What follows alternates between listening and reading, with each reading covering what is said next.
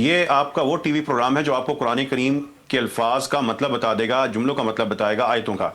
بس آپ نے خاموشی سے نہیں بیٹھنا، اس سکرین پہ آپ بولتے رہیں گے اور پورے اعتماد کے ساتھ آپ مطلب بتانے کی کوشش کریں گے۔ قرآن آپ نے سمجھنا ہے، آپ کی نگاہیں دیکھیں اور سمجھ جائیں، یہ ہے فہم قرآن۔ آپ چاروں جو اسٹوڈنٹس میرے ساتھ اسٹوڈیو موجود ہیں، میں لفظ بولوں گا، آپ مطلب بتاتے جائیں گے اور تھوڑا سا تیز تیز ہم یہ کام کریں گے۔ الشرک، شرک، التوبہ، توبہ، الخیر، خیر، الشر، شر، الوالد، والد، السورہ، صورت، سورت قرآن کی سورت، الزکوٰۃ، زکوٰۃ، الدین، دین، الحمد، حمد، حمد تعریف، الجزاء، جزا، فرعون۔ فرعون، بتائیے فرعون کے ساتھ شروع میں الف لام کیوں نہیں آیا ہوا؟ کیونکہ یہ نام ہے۔ نام ہے انسان۔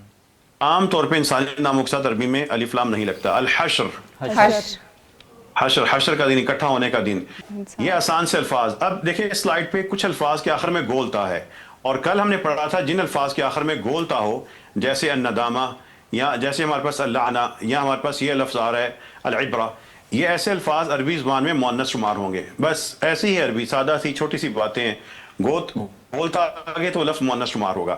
بتائیے اس سلائیڈ پر آپ کو کتنے الفاظ مؤنث نظر آ رہے ہیں؟ تین، اور اس سلائیڈ میں سے بتائیے کتنے الفاز مؤنث نظر آ رہے ہیں آپ کو؟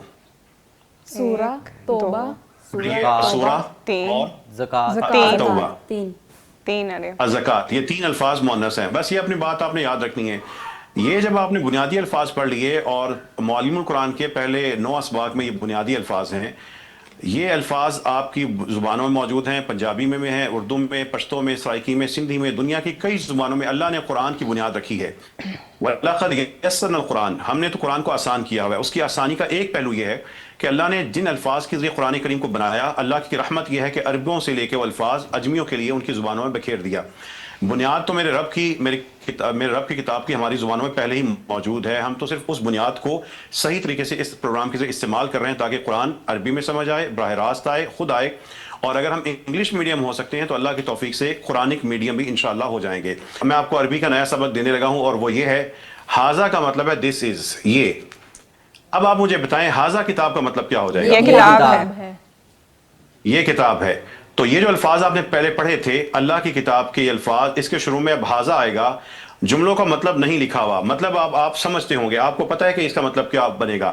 اب بتائیں، میں جملہ پڑھوں گا، آپ مطلب بتائیں گے۔ ہاذا کتاب، یہ کتاب ہے۔ ہاذا بیان، یہ بیان ہے۔ ہاذا حرام، یہ حرام ہے۔ ہاذا حلال، یہ حلال ہے۔ ہاذا صراط، یہ صراط، یہ راستہ ہے۔ سیدھا راستہ۔ یہ راستہ ہے۔ اور سحر پیچھے پڑا تھا جادو، تو کیا مطلب ہاذا یہ سحر؟ جادو ہے۔ قرآن میں آیا وہذا ذکر، اب کیا مطلب ہوگا؟ اور یہ ذکر ہے۔ دیکھیں آپ ہر چیز پڑھ چکے ہیں، واہ آپ نے پڑھ لیا، ہاذا پڑھ لیا، اور ذکر الف لام کے بغیر ہے کا مطلب ہوتا ہے یہ چیزیں جڑ رہی ہیں۔ یہ قرآن کی لنگول انجینئرنگ ہے، لسانی ایک انجینئرنگ ہے جو جڑتی جائے گی، آپ کو مطلب سمجھنے قابل بناتی جائے گی۔